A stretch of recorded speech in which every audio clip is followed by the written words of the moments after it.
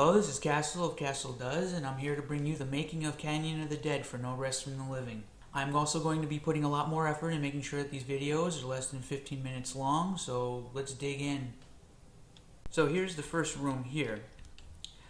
The player starts in this corner, and he will see the old Doom cliche of the monsters facing the opposite direction of the player, kind of doing their little dance.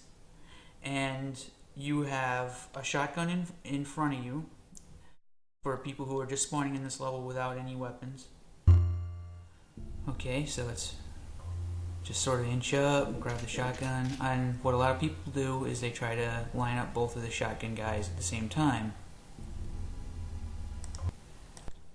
On this level, there's a bit of a trick to it, because as you come up the stairs trying to line these two guys up, the imps in here will suddenly see your head, and they'll get mad at you.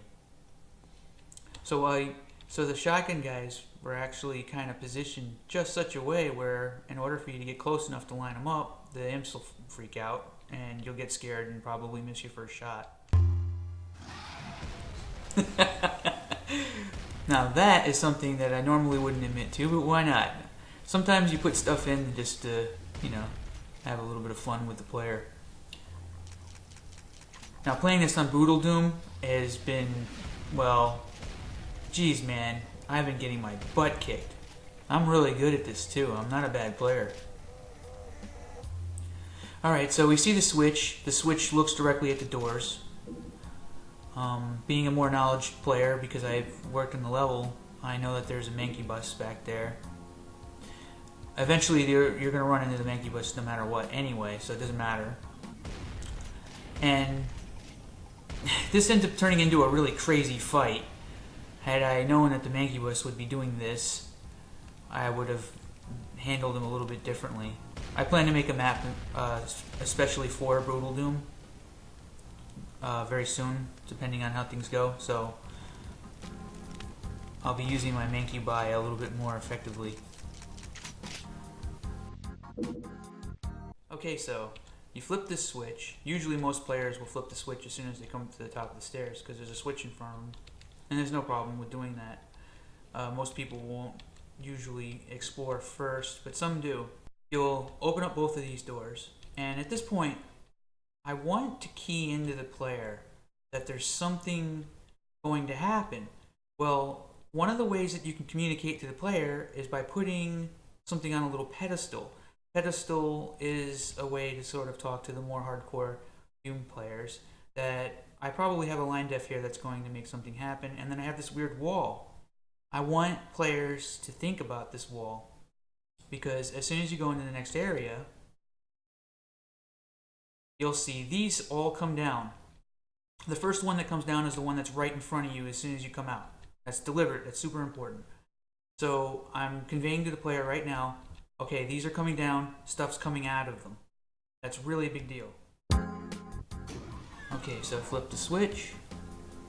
See, both doors have opened. Now, here's a pedestal. What is this? Usually in the Doom world, somebody will see a pedestal and they'll think, okay, big room, this weird looking wall. First thing is going to be ambush. Everybody thinks ambush.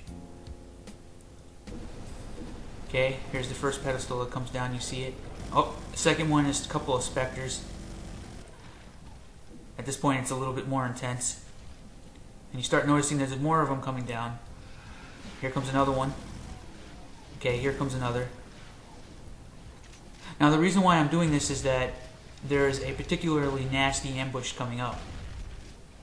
And I'm warning the player that if you rush too far ahead, if you rush right into the combat, you're going to get your butt kicked.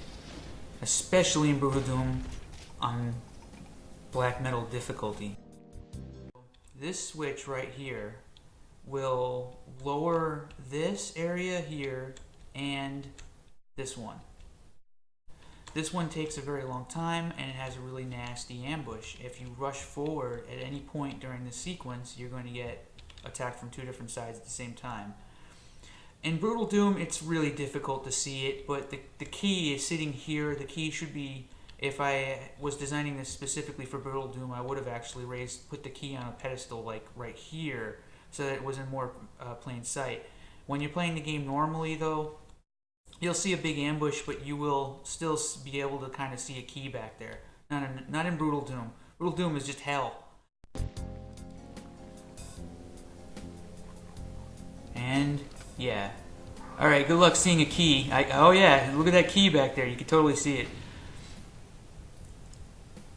Now you see to the left, you're trying to deal with the first encounter that you were dealt with. But you'll notice now that there's this one wall that's coming down. It's taken a really long time. If you ignore that wall, you are dead.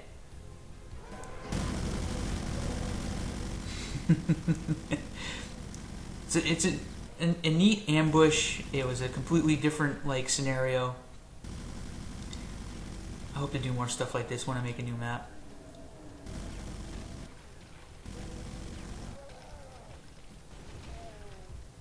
That is just weird. And of course you work your way back to the blue key. Now, unlike most standard levels, the levels that I made for No Rest for the Living actually include, all of them except for the Earth base, include a intro sequence that's sort of linear, single player, like something that you would actually find probably in a modern style first person shooter. I have sort of combined the two. So you end up with a level that has a linear opening, and then after that the level opens up to be a standard open world Doom level. Sort of allows for full exploration and stuff like that. I did this multiple times. I think it makes it a pretty interesting scenario. It feels different to me. So now the level is open. You have the blue key. You can go up there, or you can go through the other door there.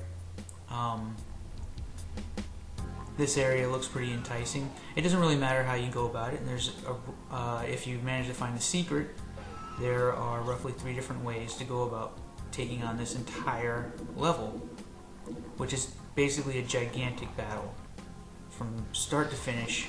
Here we are. I ended up turning around because I wanted to go back another way,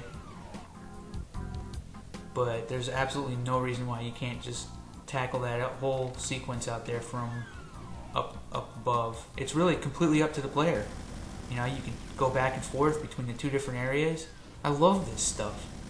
I love it when single player can have this kind of, these choices.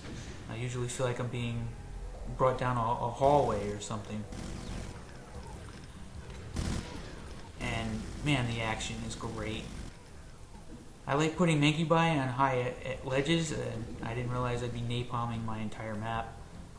But napalm, it's fun. It's fun for everybody. Okay, so for the next sequence, basically it's just a battle, and there's all these different ways to go about coming out here.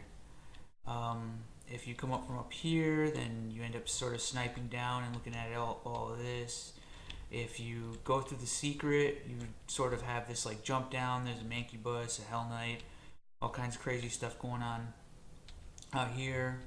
Double barrel shotgun is multiplayer only. So there's 3 different ways to kind of approach this entire area out here. And the way that I'm approaching is through the secret. Is actually a sort of a fourth secret way, is to go up on this ledge up here, which I find this to be probably one of the easier ways to do it.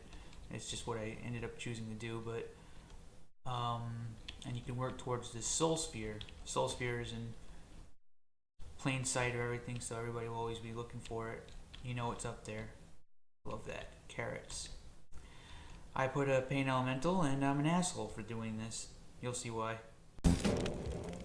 So when I say that I'm an asshole for placing a pain elemental, it's really sort of a thing that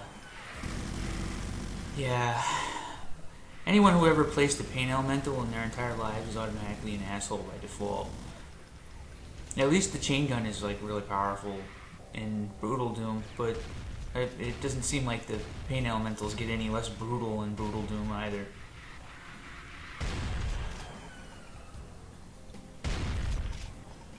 God, it's like I must have. What was he shooting? I'm not even sure what that was. Yeah, more pain elemental, or it's lost souls, basically.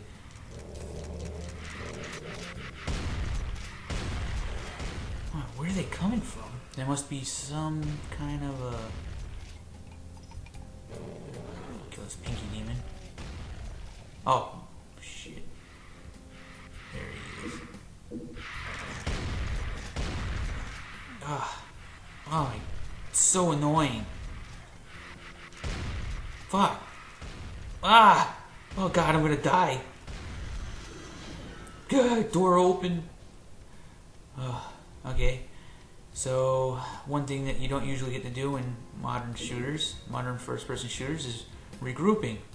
Figuring out what to do next. At this point, I'm regrouping right around here, in this spot, and there's a pain elemental hanging out all the way over here. I decided that rather than going any of the other routes, it's better to just take the pain elemental head on. So, where is he? Right there, he's right there. And he spawns more lost souls when he dies. And apparently in Brutal Doom, he lights a fire. So he's even more deadly. Alright. This ends up it's just like a really long push. You push in this whole level basically. Coming out there. There's even an arachnotron in the very far distance that'll take pot shots at you.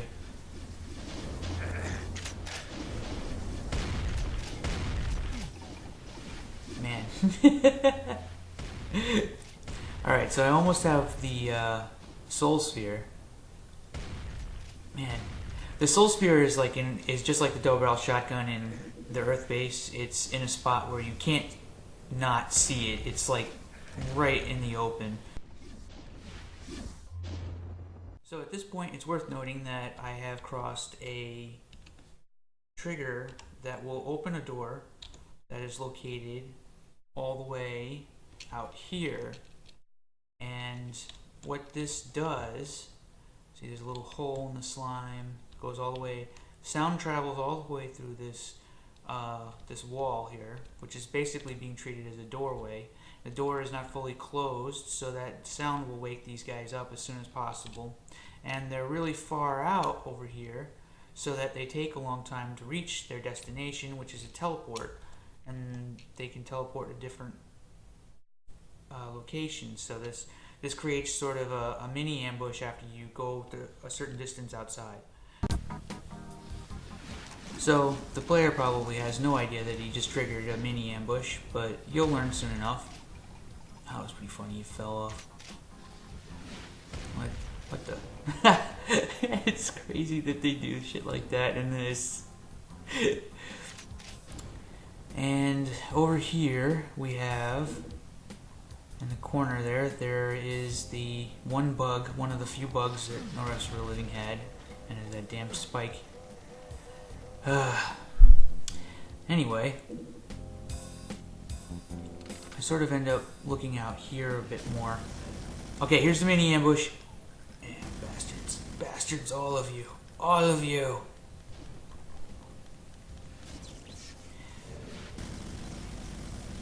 Man, there are like electrical Keiko demons. It's pretty crazy. I love that they did that to them. They gave them like, whoa, he just dodged. Ran out of bullets. Plenty of shotgun shells though. Rockets. Ammo for a gun you don't yet have. That was actually a thing where it's like kind of telling you that there's a rocket launcher in the level. Okay, so the mini ambush is now done.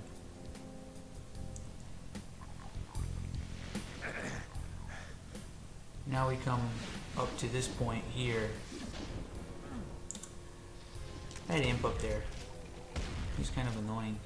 But he's showing you that there's something up there, which is important.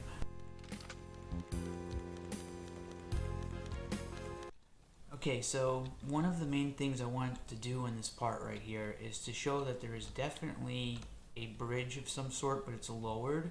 So I needed to try my hardest to make sure that it looked exactly like a bridge.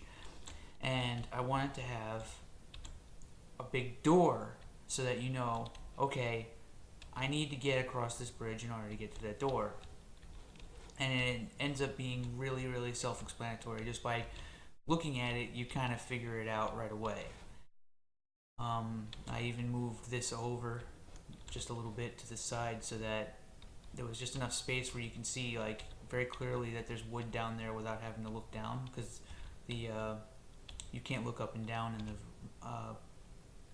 Xbox Live port. So you see the door, bridge, and right now you can't see the key unless you go around. Alright, so here's the bridge that the player knows is like, okay, I'm gonna have to get across this. So I start looking around a little bit. Ah, damn arachnotrons. I don't have any ammo to fight them. Shotgun should do. Alright. So now it's back around this way. And I'm going to have to cut it off at this point and get ready for the next video.